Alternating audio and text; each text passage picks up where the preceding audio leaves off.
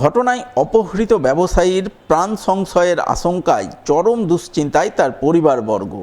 এদিকে এই ঘটনার তদন্তে নেমে মঙ্গলবার সকালে মানিকচক থানার পুলিশ অপহৃত ব্যবসায়ীর বাইক উদ্ধার করে, যদিও অপহৃত ব্যবসায়ীর কোনো হদিশ মেলেনি। স্বভাবতই এই ঘটনাকে কেন্দ্র করে এদিন জোর চাঞ্চল্য তৈরি হয় এনায়েতপুরের মীরা গ্রাম এলাকায়। কোনো খোঁজ পেলাম না। সন্ধ্যা থেকে যখন নিখোঁজ আছে, আমরাও জানছি না যে সন্ধ্যা থেকে নিখোঁজ আছে। সকালবেলা হয়ে গেল, তবুও কোনো খবর নেই।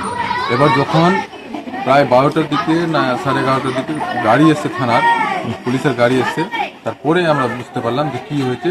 বাবা আসলো, বাবা এসে দেখলো যে এরকম এরকম কথা আছে। তারপরে আমরাও আসলাম। এরকম অনুমান হচ্ছে যে কিডন্যাপ হয়েছে। আমি এটা চাইছি যে যেন ও ফিরে আসে বাড়িটা। জানা গেছে, অপহৃত জমি ব্যবসায়ীর নাম শেখ আদিল, বাড়ি মানিকচকের এনায়েতপুর অঞ্চলের মীরা গ্রামে। তিনি গত 23 তারিখ সন্ধ্যা নাগাদ বাইক নিয়ে বাড়ি থেকে বের হন। এরপর থেকে তার আর কোনো হদিশ নেই। ঘটনায় পরিবারের পক্ষ থেকে পরদিন অর্থাৎ 24 তারিখ মানিকচক থানায় মিসিং ডায়েরি করা হয় এবং তার পরদিন অর্থাৎ 25 তারিখ পরিবারবর্গ পুলিশে অপহরণের অভিযোগ দায়ের করেন। অভিযোগপত্রে জমির ব্যবসা সংক্রান্ত টাকা পয়সা লেনদেন নিয়ে বিবাদের জেরে স্থানীয় দুজনের বিরুদ্ধে অপহরণের অভিযোগ দায়ের করেন।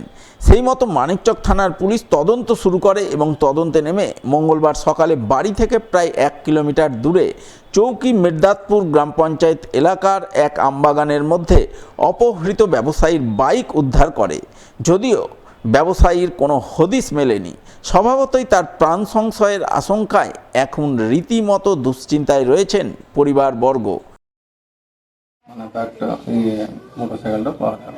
মাথা কাজ করে না যে কি অনুমান লাগাবো আর কিভাবে কথাটা বলবো, এই জিনিস তো এটাই দিমাগে আছে কি যে এই কিডন্যাপের মানে এলাকা কোনো কথাটা আসে না। আর এই যে 3 দিন থেকে ঘুম আসে আর 3 দিনের পর মানে আজকে মোটরসাইকেলটা পাওয়া যাচ্ছে, লোকটা পাওয়া যায় না।